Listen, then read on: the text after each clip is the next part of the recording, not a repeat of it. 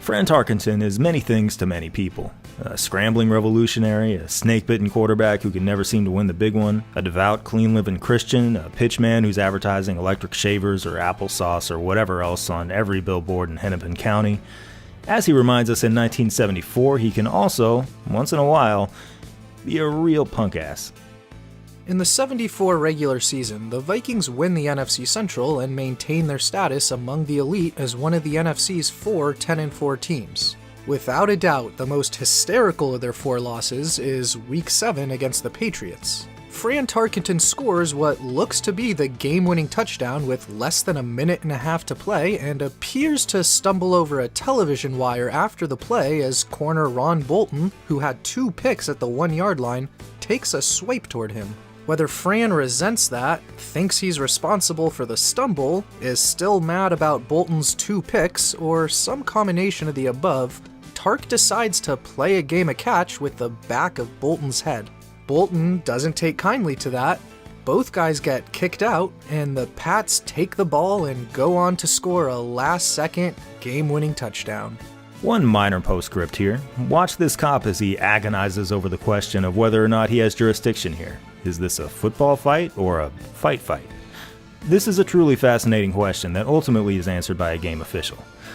I wonder if Alan Page has a legal take on this. I'd love to hear it.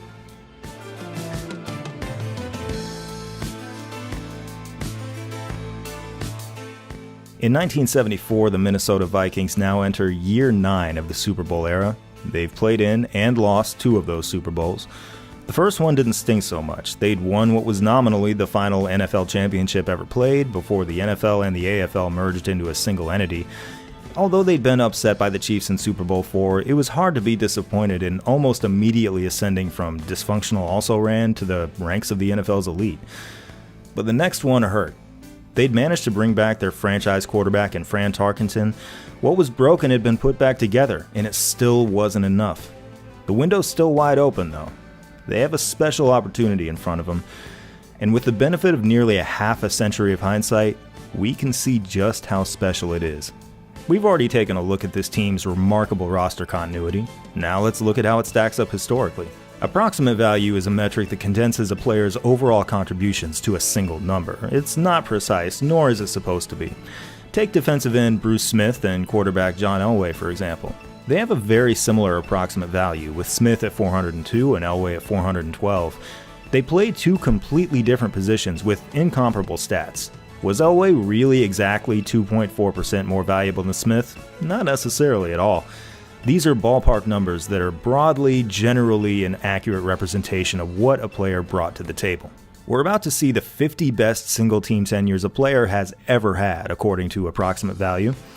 Several NFL franchises have never had a single player crack the top 50. Some have had just one. The Bills with Smith, the Broncos Elway, the Chiefs Will Shields, the Commanders Darrell Green, the Dolphins Dan Marino, the Falcons Matt Ryan, the Lions Barry Sanders, the Rams Merlin Olsen, the Saints Drew Brees, the Seahawks Russell Wilson, and the Titans Bruce Matthews. Some franchises have been lucky enough to have 2 of these guys on the field at the same time. The Bengals with Anthony Munoz and Ken Anderson, the Bucs with Rondé Barber and Derek Brooks. In Green Bay, Aaron Rodgers immediately took over for Brett Favre. The Patriots had lineman John Hanna, then later Tom Brady, who accrued an AV of 285, more than any one player with any one team. A lot of football fans will be able to spot the tandems of the Ravens' Lewis and Suggs, or the Bears' Peyton and Singletary, and remember all the amazing things those teams accomplished. The Niners technically had 3 of the top 50 on their roster at the same time, although it was really just Montana and Young trading places throwing to Jerry Rice. The Peyton Manning, Reggie Wayne, Marvin Harrison Colts actually did have 3 such guys on the field at the same time. The Cowboys, Giants, and Steelers have had 3 top 50 guys as well, albeit mostly across different eras. The Vikings have had, get ready for this, 6 of the top 50 player tenures. That is twice as many as any other NFL franchise, which is wild, but not nearly as wild as this. 5 of those are active and in progress right now in the 1970s. Carl Eller, Alan Page, Jim Marshall, Fran Tarkenton, and center Mick Tingelhoff.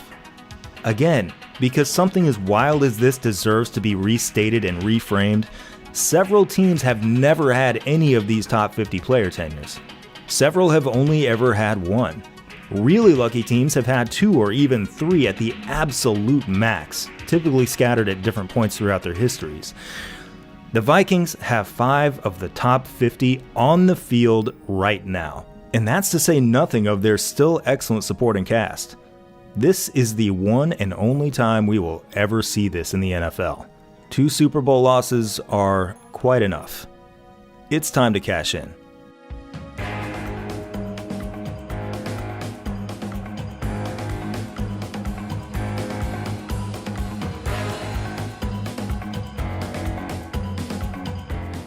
The Vikings' first playoff opponent is the St. Louis Football Cardinals, who haven't experienced the postseason in 26 years and now get their big chance in Minnesota. The Cards get the first points on a Jim Hart pass to Earl Thomas, but the Vikings are able to respond when Tarkenton rolls right and connects with Gilliam in the end zone to tie the game at 7 after a half of play.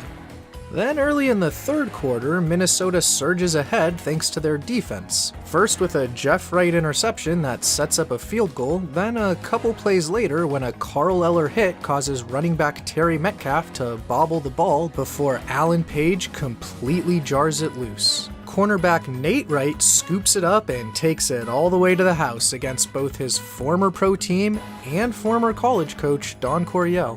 That's 10 points in 64 seconds, sparked by Jeff and Nate in the most noteworthy accomplishment by a couple Wrights in American history. The avalanche of Viking points continues when Gilliam's second touchdown against his old team makes it 3 scores in 4 minutes as they cruise the rest of the way for a berth in the NFC title game. The first quarter and change of this showdown with the Rams is a bunch of ugly, turnover-filled football before Tarkenton's able to loft a beautiful 29-yard pass down the left sideline to a leaping Jim Lash. The Rams offense can muster nothing more than a field goal in a 7-3 contest at the half. The key sequence in the game happens in the third quarter following a Viking punt that pins the Rams way back inside their own 1. Los Angeles eventually gets some breathing room out to the 25, where quarterback James Harris makes pure magic happen. First, he stays up amid a clean shot from blitzing linebacker Roy Winston. Then he somehow evades Carl Eller and multiple other near sacks, hits wideout Harold Jackson on a broken play near midfield. Jackson cuts back to shake free of Nate Wright, gets impeded by a teammate, compelling him to cut back again, back toward the left sideline, which is just enough to allow Jeff Wright's angle of pursuit to force him out 73 yards later at Minnesota's 2. After a run leaves LA mere inches from taking the lead, Alan Page notices a flinch out of the Rams' line and completes an amazing feat of calculus within maybe a tenth of a second. Let's break that calculus down. That flinch is illegal because it could unfairly bait the opponent into jumping early. Whether the refs will actually call it, though, is another question. So Page forces the issue by intentionally taking the bait, thereby requiring them to make a call one way or the other. If the call goes against him for offside, who cares? It's a half the distance to the goal penalty and the Vikings have practically nothing to lose. But if the call goes against the Rams, they cough up 5 whole yards, making a touchdown much less of a certainty. It's a tremendous risk-reward gamble that pays off handsomely. Even more handsomely when 2 plays later a Harris pass intended for Pat Curran is deflected by Jackie Wallace right into the arms of Wally Hilgenberg. After driving for 98 yards, the Vikings still ensure the Rams come away completely empty-handed in about the most demoralizing possible possession that can exist in football. Minnesota then turns right around and drives 79 plus yards on their own journey to the shadow of the Rams goal line. And unlike LA, on 4th down, the Vikes finish it off with a soaring Dave Osborne giving Minnesota a 14-3 lead early in the 4th quarter. But instead of a crushing blow, getting knocked on the ropes seems to have woken up what had been a dormant, sloppy Rams offense. Harris comes out slinging and quickly marches them into enemy territory. On a play-action pass from the 44, he hits Jackson again on a crosser, and this time there is no catching him.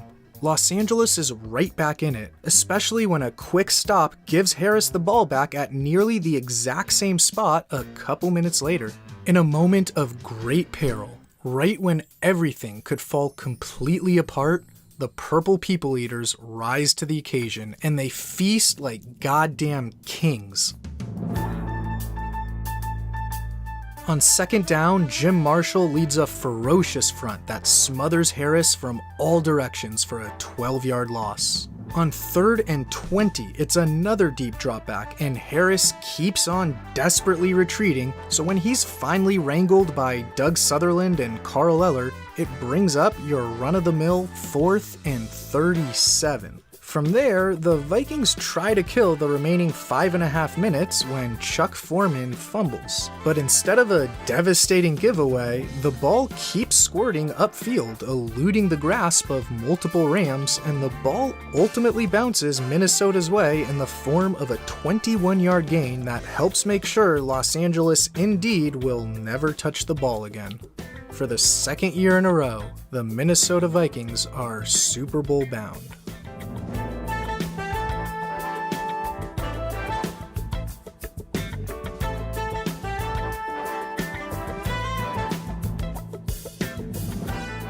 The Pittsburgh Steelers, huh?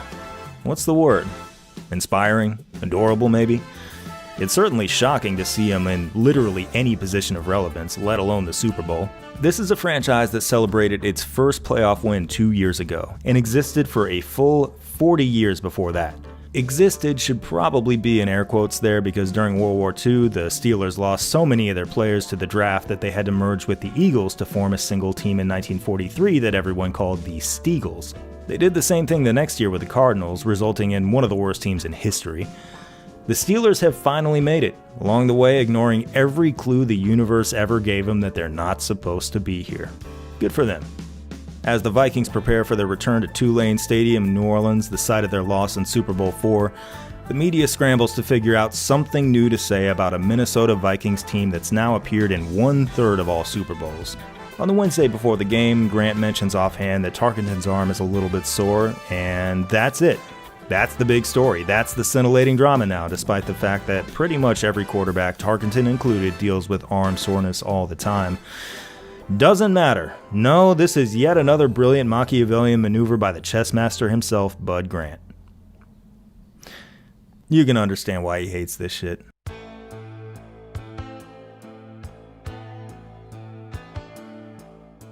The two defenses in Super Bowl IX come out of the gates strong. Midway through the second quarter, the offenses have combined for 0 points, but the Steelers' D scores 2 when a Fran Tarkenton attempted handoff slips free with the loose ball getting kicked backwards toward his own end zone, resulting in the first safety in Super Bowl history. After Minnesota stops Pittsburgh to get the ball back, Tarkenton moves him down to the Steelers' 25. Looking for a big play, he throws a rocket down the middle of the field to John Gilliam, who absorbs a hellacious hit to pop the ball way up in the air before softly settling in the hands of Mel Blount to kill that scoring threat and enter the break down 2-0. In a game that's only played here at Tulane Stadium because construction of the Superdome hasn't been completed in time, the second half opens with Steelers kicker Roy Gerela slipping on the wet field as he kicks the ball off the side of his foot, resulting in a squib-looking dribbler. Bill Brown mishandles the funky bounce, and all of a sudden Pittsburgh steals a possession, taking over on Minnesota's 31. A 25-yard carry by Franco Harris takes it down inside the 10, and 2 plays later he gets to the edge and beats the Vikings to the corner of the end zone. 9-0 Steelers. Attempting to mount a comeback, a scrambling Tarkenton tries to throw downfield, but Pittsburgh D-end L.C. Greenwood gets his hand on his third pass of the game. Deflected right back to Tarkenton, he then launches a bomb to Gilliam, which would provide an enormous jolt, if not for that pesky rule prohibiting more than one forward pass per play. The Vikes overcome the 3rd and 11 that brings up, and another big play moves them into Pittsburgh territory. But that's when Tart gets his 4th pass of the game batted by a Steeler lineman, and this time it's snagged out of the air by Mean Joe Green to keep Minnesota shut out. After trading punts, the Vikings get another chance on Pittsburgh's side of the field early in the fourth quarter when Harris is unable to secure a handoff from quarterback Terry Bradshaw, with Paul Krause pouncing on the ball. Tarkenton wastes no time and going deep once more to Gilliam, this time legally. And while Gilliam can't haul it in, he does draw a flag for pass interference, so now Minnesota's in business, just 5 yards from pulling within 2 points. But the very next play, so close to completely changing the entire complexion of the game, Chuck Foreman fumbles the ball away to keep the Vikings in search of their first points. Unbelievably though, they ultimately emerge unscathed right when they're careening toward losing all hope. Their defense holds strong on 2nd and short and 3rd and short to force a punt, which rookie Matt Blair blocks and Terry Brown scoops up in the end zone. After a whirlwind 2 minutes that featured a lost fumble, a 42-yard pass interference penalty, another lost fumble, and a blocked punt touchdown, and after a miserable offensive performance, somehow Minnesota now needs only a field goal to He kicks it and hits the crossbar and he misses it. tie. When the Steelers get the ball back, Bradshaw's able to hit tight end Larry Brown on 3rd down for a big 30-yard completion where he loses control of the ball at the end of it. The two officials right on top of the play each immediately signal Vikings ball, only to get overruled by a faraway official with a bad view. The players know it's a terrible call. Bud Grant knows it's a terrible call.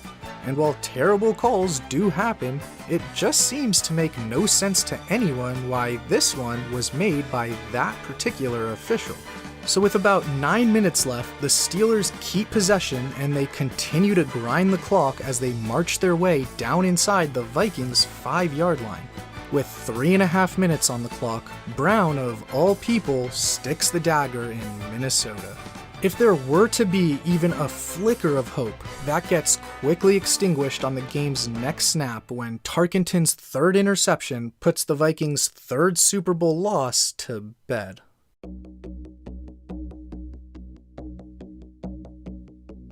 Congratulations to the Pittsburgh Steelers, winners of Super Bowl IX. This is their first Super Bowl win.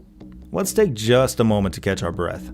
These Vikings, who were a founding expansion franchise not all that long ago, have now appeared in 3 of the first 9 Super Bowls. All 3 came on the heels of dominant seasons. They always deserve to be there, and yet in all 3 Super Bowls, nothing has clicked. Those last 2 hurt especially.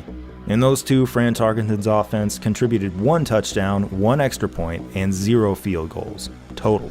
Turns out his arm soreness was no joke, with the Tribune's Sid Hartman reporting the next day that he'd been playing through a case of bursitis so painful he could barely throw.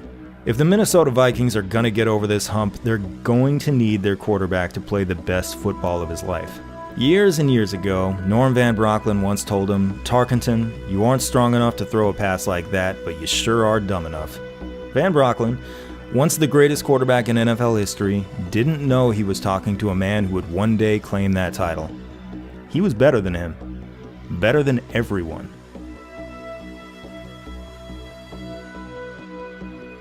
In 1975, the Vikings ride the league's number 3 offense and number 3 defense to a 12-2 record and yet another playoff appearance.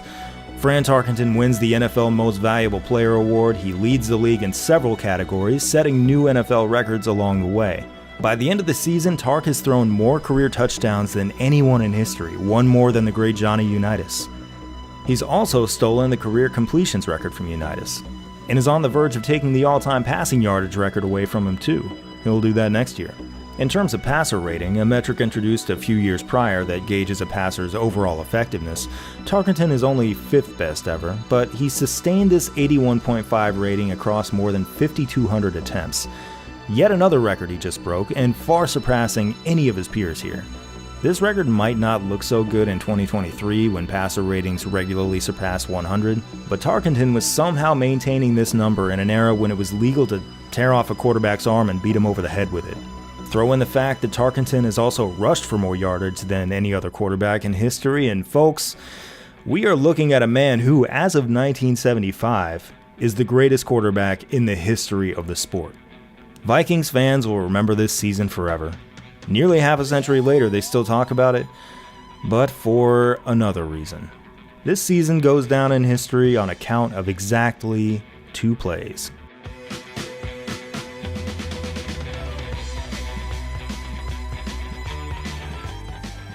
Minnesota opens their postseason schedule with their 3rd playoff matchup against Tom Landry, Roger Staubach, and the Dallas Cowboys. The rubber match starts slowly, with neither offense able to sustain a drive, and each of the first 6 possessions end in punts. But it's that 6th one that produces the first game-changing play of the day. With Cliff Harris back deep for Dallas, the ball is ruled to have made contact with his leg, creating a live ball situation that his teammate Pat Donovan tries unsuccessfully to recover before Minnesota's Fred McNeil is able to pick it up and give the Vikings possession inside the 5-yard line. A few plays later, Chuck Foreman's 1-yard touchdown puts him up 7-0, which remains the score at the break. On their first series of the second half, Dallas puts together a 72-yard touchdown drive that Doug Dennison caps from 4 yards out to tie the game, and they take the lead on their next drive with a field goal on the first play of the 4th quarter.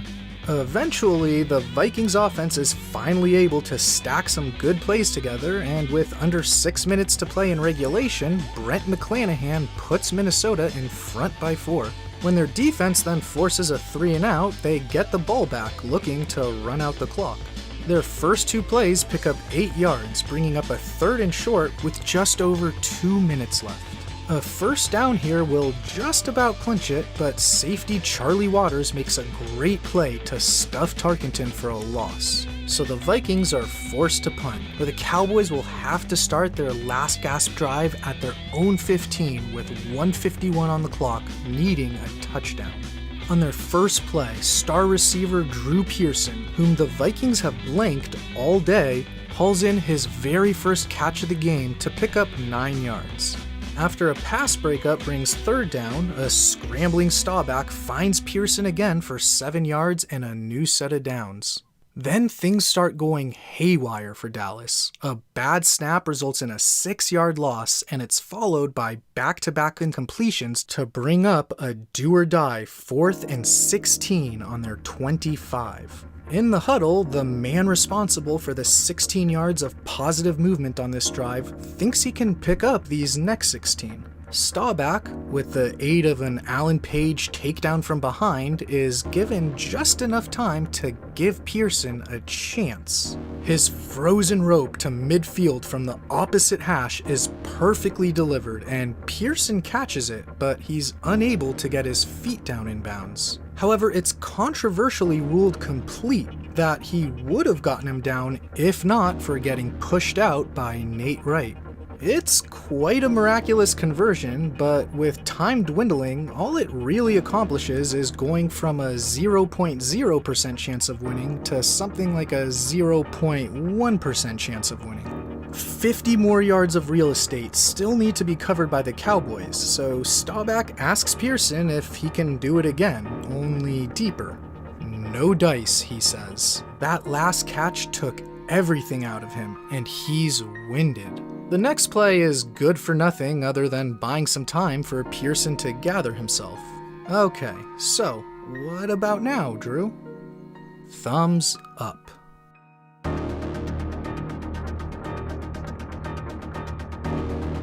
What Drew Pearson has just greenlit is perhaps the single most iconic play in NFL history. Over the ensuing 47 years, these next few seconds of tape will be scrutinized more closely than the Dead Sea Scrolls, and similarly, no one will be able to agree on what they find. The football fans among you are well aware of how near impossible it would be to throw deep for a touchdown in these circumstances. In case some frame of reference would be useful, here's a sample of more recent passes that were desperately attempted from around midfield in the final minute of regulation, when a touchdown was necessary to win or tie the game. Of these 280 throws, 40 were intercepted by the other team, 155 fell harmlessly incomplete, 85 of them, or about 30%, were successful completions, but most came far short of the end zone. Only 6 resulted in a touchdown. This is called a Hail Mary. It'll enter the English lexicon to describe not only a prayer to the mother of Jesus, not only a desperation heave at the end of a football game, but any last-ditch effort made in dire circumstances. and Roger Staubach is inventing it in Metropolitan Stadium right now.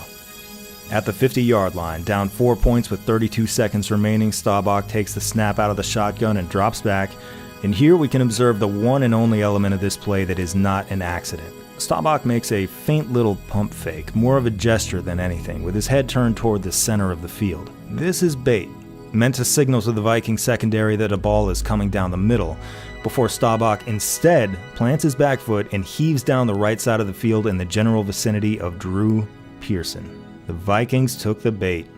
Paul Krause in deep zone coverage now has to drive all the way across town to provide help for cornerback Nate Wright, but he won't get there in time. The ball is underthrown, which in a better world would be good news. There is contact between Pearson and Wright as both men try to throw the brakes and make a play on the ball. It hits Wright on the side of his left leg, caroms off, and wedges itself into Drew Pearson. It's not even a catch in the conventional sense of the word. As Pearson will later explain, the ball gets stuck between his elbow and his hip. In other words, the ball effectively catches itself. With Wright on the ground, he's free to jog anticlimactically into the end zone. The Cowboys take the lead. A split second prior, just as Wright hit the ground, we saw something unsurprising. A brightly colored speck streaks across the screen. An official threw a flag, right? No, it's an orange.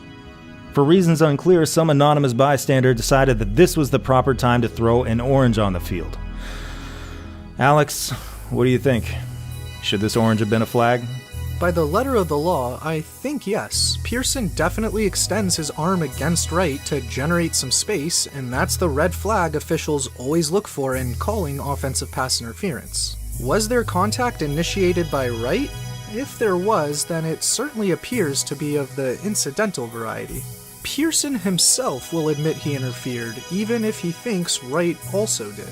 It evokes the age-old question of whether officiating should be different in the final minute of a playoff game compared to the first minute of a regular season game.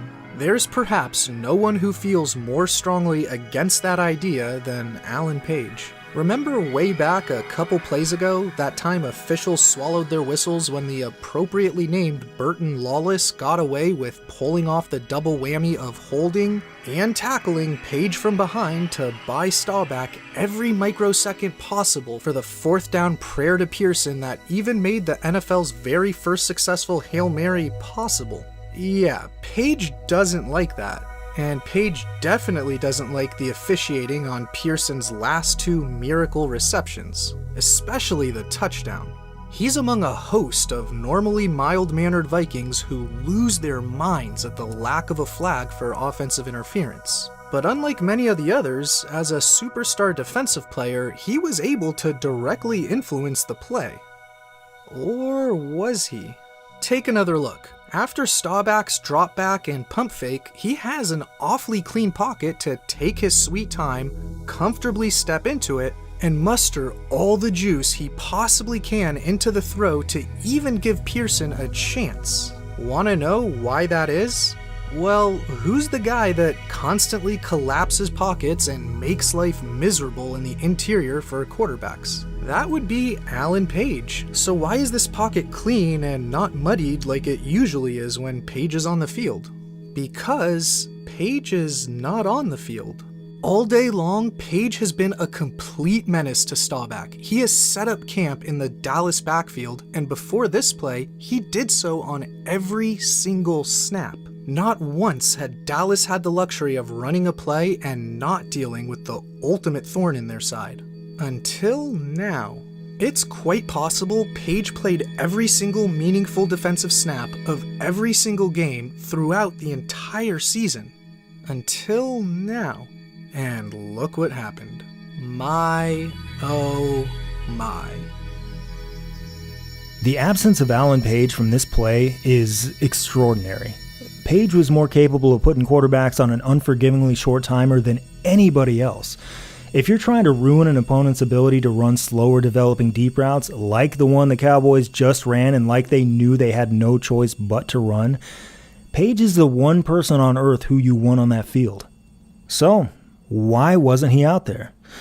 Well, as Alex and I searched for answers, we encountered another mystery. To the best of our ability, we couldn't find any evidence of anyone even noticing that Alan Page was not on the field. Again, this might be the most closely scrutinized play in NFL history. There is no way that Alex Rubenstein, 47 years after the fact, was the first one ever to notice its most critical detail, right? But if somebody did, well, they did not print it in a place where we could find it. Eventually, I reached out to retired Minnesota Supreme Court Justice Alan Page himself, who was gracious enough to give me a few minutes of his time on the phone. First, he confirmed that we were not mistaken, that he was definitely not on the field. He told me that he had not sustained a cramp or any other kind of injury that would have kept him off the field. He said it was a decision that came from the coaching staff. Which coach? He doesn't know. And why? He doesn't know.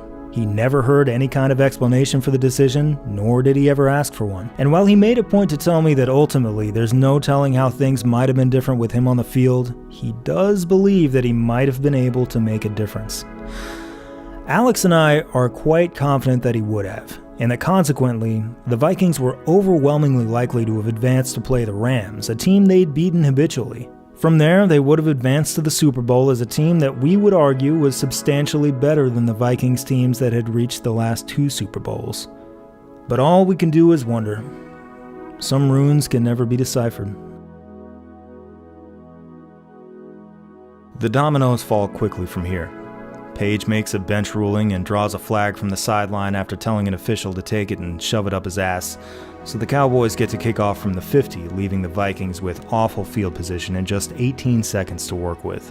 Tarkenton is sacked at about the 1-inch line by Too Tall Jones, and now, with no realistic path to victory and with literally no ground left to lose, he unloads on the officials. "You dirty son of a bitch," he tells one. It's a startling display from number 10, the Reverend's son, who never uses language like this in view of the public.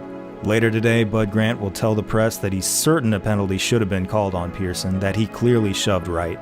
In this moment, though, he simply stands, broadcasting calm, refusing to bark at the officials or even complain to his assistants. He's exactly as Jim Klobuchar describes him, sanity's fixed beacon at Metropolitan Stadium. It's not enough. Some in the crowd begin throwing bottles on the field. Field judge Armin Terzian stoops down to pick one up, and as he does, a whiskey bottle strikes him in the head and knocks him to the ground unconscious. After receiving bandages, he's escorted off the field by Vikings personnel, probably to dissuade the crowd from throwing any more bottles. Minutes later, Tarkenton is watching the afternoon's next playoff game on television when the broadcast breaks the news. During the third quarter, while watching his son on television from his home in Georgia, the Reverend Dallas Tarkenton suffered a heart attack. Fran Tarkenton's father has died.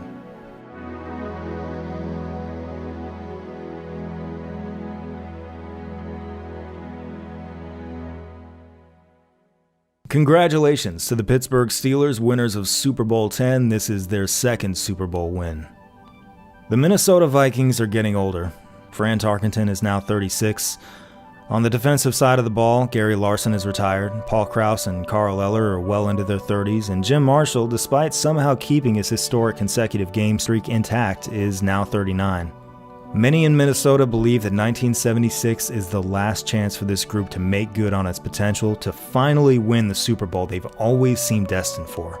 With the benefit of hindsight, we can say they are right about that. This is it. Thankfully, they won't have to rely exclusively on guys who joined the team during the Kennedy administration. Let's now fully introduce a guy you've already seen here and there and who will go down as one of the greatest running backs in Vikings history.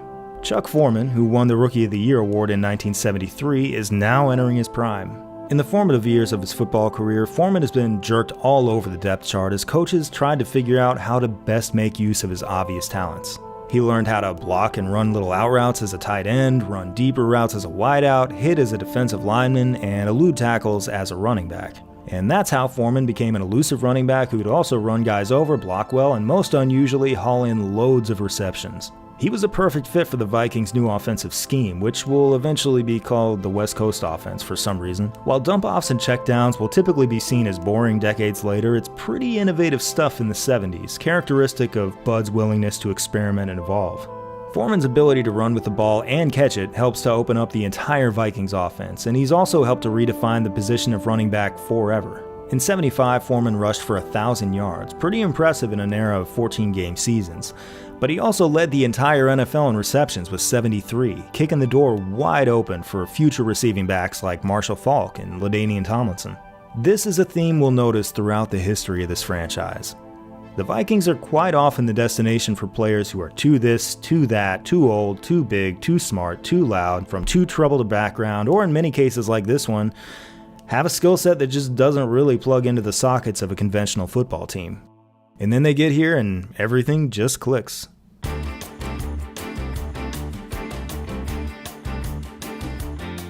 At 11-2-1, they finished the regular season with the best record in their conference for the 6th time in 7 post-merger years. With another sparkling regular season in the books, they turn the page to the postseason and playing host to Washington.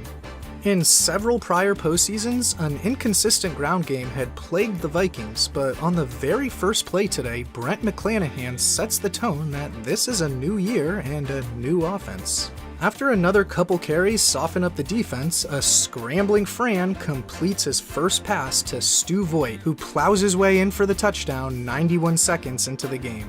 Later in the first quarter, on 3rd and 9, Tarkenton throws downfield for Sammy White, but Ken Houston's got perfect coverage, undercuts the route, and is poised to intercept the pass. That's when White turns into a defensive back, breaks up the interception, pops the ball loose, turns back into a receiver, keeps his concentration on the juggling football as he slams into the ground, finally secures control without it ever touching a blade of grass, and rolls into the end zone to put the Vikes up 14-3. On their next drive, they reach Washington's 2, and from there, Chuck Foreman will not be denied as he unleashes the old double truck stick trick. When they get the ball for the first time in the second half, their 2 running backs carry them down to Washington's 30, including Foreman getting way up there to convert a 4th down. Tark again calls Foreman's number on an inside handoff where he bursts through a cavernous hole, cuts outside, explodes upfield, and dodges tacklers while tight-roping the sideline until he crosses the goal line. With an insurmountable lead of 28-3 midway through the third quarter, the game is all wrapped up. Spearheaded by a dominant ground game that sees both Foreman and McClanahan go over 100 rushing yards, some key plays by their star rookie wideout, and their usual suffocating defense, the Vikings can insert backups in the 4th and cruise to a 35-20 win. Up next is another NFC Championship game with the Rams. And remember how the huge play in their conference title matchup 2 years ago came when LA was inches from taking the lead before ultimately coming away completely empty thanks to Wally Hilgenberg's interception? Well, at the beginning of this one, the Rams again get within a whisker of the goal line, where on 3rd down, rookie quarterback Pat Hayden tries to sneak it in, only to get stoned by the brick wall that is Wally Hilgenberg. An enormous play by Wally, but not quite a takeaway like before, as this time LA at least retains the ability to kick a field goal, and oh dear, never mind, a Hilgenberg pick would have been so much better for the Rams. With Nate Allen smothering the kick and no one standing a chance at catching Bobby Bryant, the Vikings create an instant 10-point swing.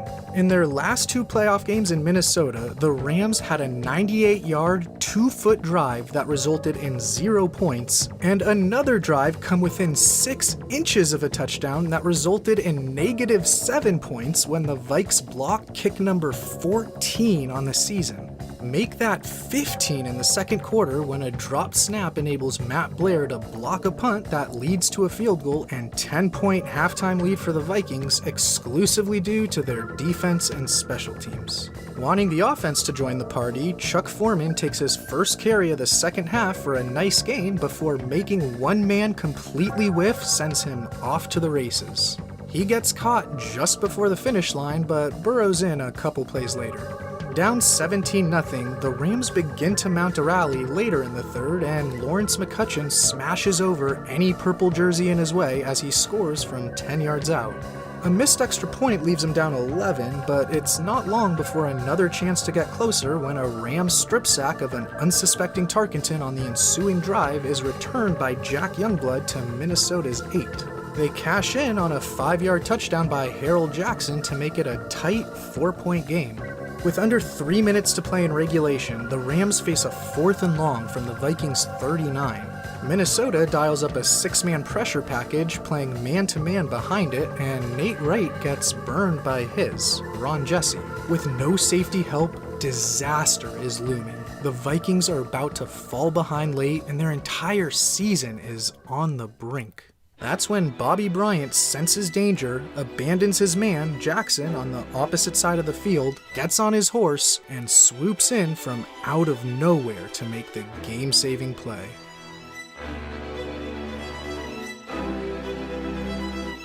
They do still need to generate at least one first down to kill the clock, however, and on third down, Tarkenton tosses a risky pass to Foreman that, if incomplete, will hand LA the ball with plenty of time. But Foreman makes the tough catch in traffic while breaking a tackle, makes another couple Rams collide into each other, breaks another tackle, and motors all the way down to the Rams' 12.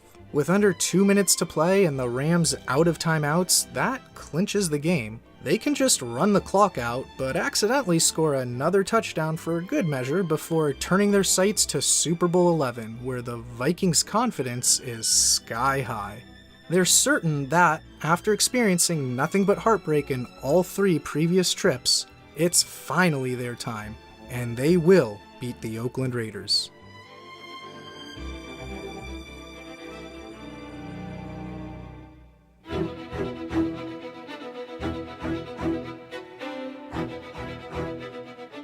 After the game, CBS's Brent Musburger pulls Fran out of the locker room celebration and gets him on camera. Congratulations, you're going back again. Yeah, we're going back, Brent, and I want the whole world to know this time we're going to win it. He really did it. Fran has pulled a Joe Namath. He has guaranteed a Super Bowl win. I don't see bravado in this. I don't even see confidence, not primarily. What I see, whether it's actually there or not, is desperation.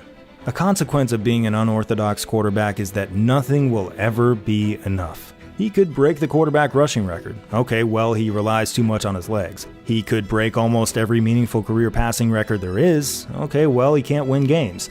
Over the last 4 seasons, he led the Vikings to a combined 45-8-1 record and 3 Super Bowl appearances. Okay, well, he hasn't won one. This will be his last chance. It feels like that's what that guarantee is about. He knows. On Super Bowl Sunday, January 9th, 1977, Minneapolis experiences record-breaking cold, with temperatures falling to 32 below zero. This is about 15 degrees colder than the 1967 Ice Bowl, the coldest NFL game ever played. So even if the Super Bowl were hosted here, they probably would have postponed it. Still, if any team could play football in those conditions, it would be the Vikings. Of course, they're a team that loves to play in the extreme cold, and while they certainly can't expect to play all their games there, it sure would be nice if they had a fighting chance of playing a Super Bowl in conditions similar to the ones they find at home.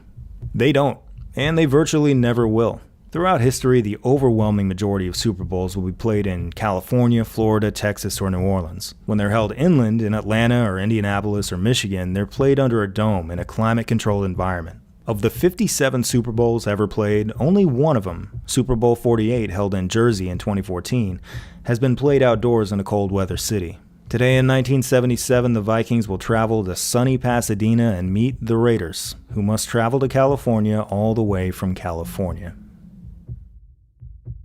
The historical Vikings of the 8th to 11th centuries sailed all the way to Greenland and Newfoundland. They struck terror into coastal Europe with relentless raids, leaving evidence of their conquests everywhere from Iceland to Spain.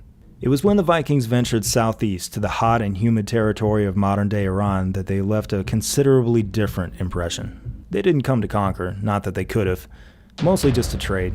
There's evidence that Islam might have influenced some of their religious beliefs. The adventurer Ibn Fadlan, who traveled north from Baghdad, wrote about his experiences with those Vikings. Sure, they were huge and armed to the teeth. They were also disgusting. Fadlan described them as, quote, the filthiest of God's creatures. They would all share the same water basin. One would spit and blow his nose into it and do God knows what else. Then it would be passed along to the next until an entire group of Vikings had used the same nasty water. They never washed their hands. They would shit all over the ground wherever they felt like it. As Fadlan's account was distributed throughout the Arab world, these Vikings, having come out of the cold and into a more sophisticated culture, received a big, resounding, What the fuck is wrong with you guys? This is the modern world. You don't belong here. Under the big bright lights, they were just a curiosity. Nothing more.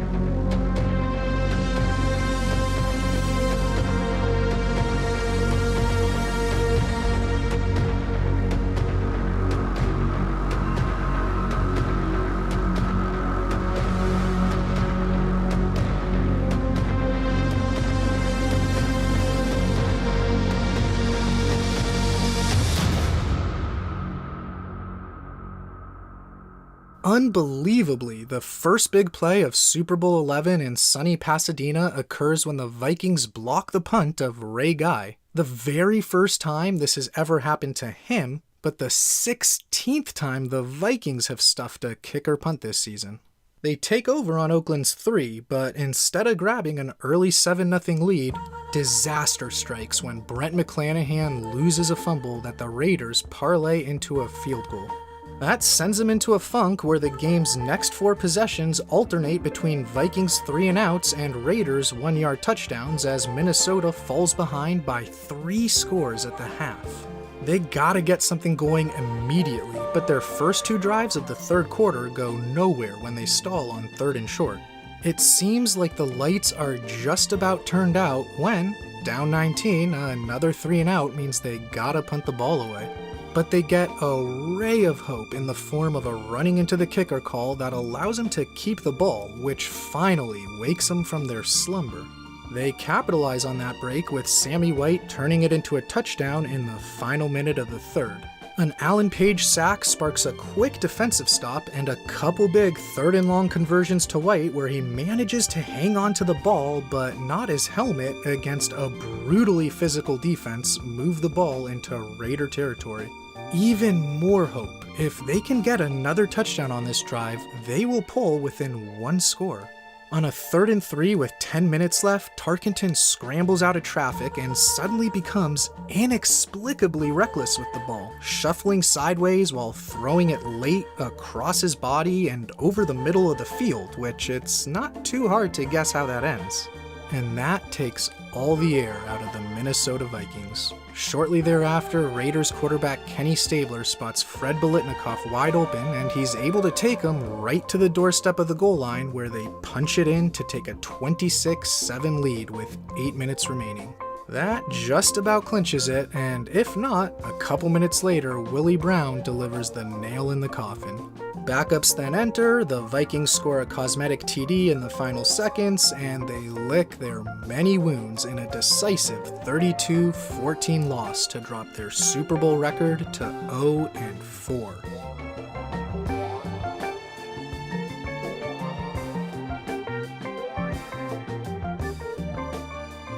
Congratulations to John Madden and the Raiders, winners of Super Bowl XI. This is their first Super Bowl win. This will be the final Super Bowl appearance of Fran Tarkenton's career.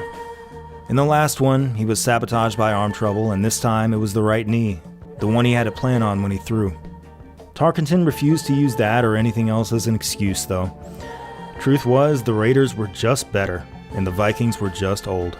This is also the final Super Bowl appearance for Alan Page, whose 1978 exit from Minnesota is a messy one. He and his wife Diane start running as a hobby, and he gets so into it that he just keeps on running until he loses about 25 pounds.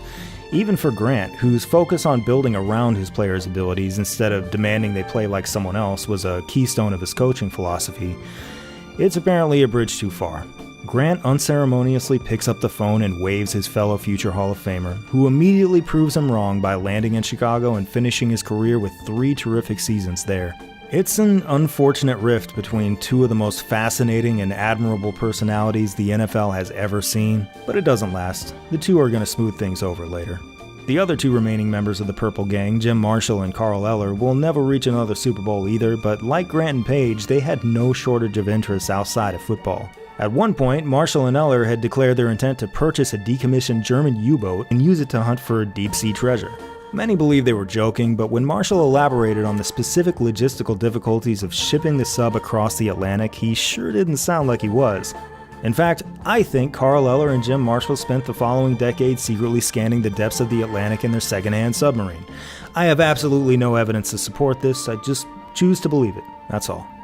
As I said earlier, so many stories lie within the Minnesota Vikings of the 1970s that there never seems to be enough time for them all. Deserving special mentions here are two more Hall of Famers, center Mick Tingelhoff and tackle Ron Yeri. Offensive linemen play the most thankless positions in sports. You always make the play possible, but you never make the play. As such, the common fan has trouble taking measure of their contributions. That's probably why it took nearly 20 years after retirement for Yeri to be inducted into the Hall of Fame, and Tingelhoff 37. But their teammates had no such trouble assessing their value. They just knew. Fran Tarkenton sure did. He knew that all his relentless scrambling over the years made his normally stationary guys on the offensive line run all over and block for him. He knew how much he owed him. For Fran and the Vikings, the remainder of the 1970s are an epilogue, a thorough exhibition of what it looks like when you're finally too old to do this anymore. You're about to watch them win one last playoff game in which they coast on fumes 14-7. With Tarkenton injured, backup Bob Lee completes 5 passes total.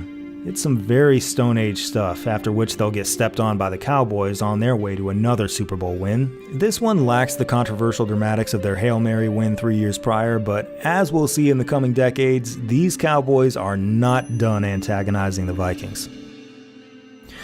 Congratulations to the Dallas Cowboys, winners of Super Bowl XII. This is their second Super Bowl win. In 1978, a recovered Tarkenton makes one last ride in what's pretty clearly his final season. Now and forever, there's a clattering of tin cans tied to his rear bumper, each one saying that Fran Tarkenton can't win the big one. It hurts him in a way it doesn't hurt the others. In the future, Bud Grant will demonstrate a masterclass in how to move on. No one today thinks of him as the man who lost 4 Super Bowls, as the guy who could never win the big one. Some did try to frame him that way in the immediate wake of those losses. Oh, his cool facade is just an act, he's tortured, it's eating him up inside. They would just scoff at Bud's insistence that simply getting to the Super Bowl was the true achievement. But there is no facade here. His peers recognize that, with an almost awestruck John Madden describing Bud as a guy invulnerable to the pressures that haunted all the other great coaches. 4 Super Bowl losses with no Super Bowl wins to show for it would have killed him. But that couldn't hurt Bud Grant. Not for long, anyway. He was just too grounded, too certain of what he was and what he was all about. In the Super Bowl, Bud seemed to see an institution that had a little bit less to do with the pure football that had brought him there. He wasn't a fan of the spectacle, or of the extra week his team had to spend marinating in that spectacle. For 4 months, football had just been football. That was the game the Vikings knew how to win. What Bud and his team could never really figure out was the football-adjacent entertainment product that awaited them at the end of it. Grant spoke on this in a 2017 interview. It's entertainment. It's over. There's no residuals. The Super Bowl is a little bit like that.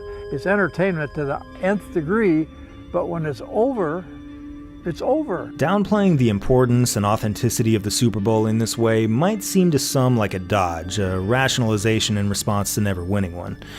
They can draw their own conclusions. Bud won't be concerned with any of them. Neither will many of his players, who still have plenty of interesting stories ahead of him. Carl Eller will throw himself into various public health initiatives, Jim Marshall will do lots of Jim Marshall stuff, and Alan Page will become a state Supreme Court justice. By the measure of football players, these guys are total eccentrics, people with passions far beyond football. Ultimately, they just won't be overly bothered by this. Tarkenton is different. He'll wear a lot of hats in retirement, sportscaster, TV host, pitchman, business consultant, but Minnesota Vikings quarterback isn't simply something he used to do, it's something he will always be. And those 4 Super Bowl losses will always dig at him. Maybe that's owed to being what a quarterback requires you to be, the one who typically feels ultimately responsible for a loss.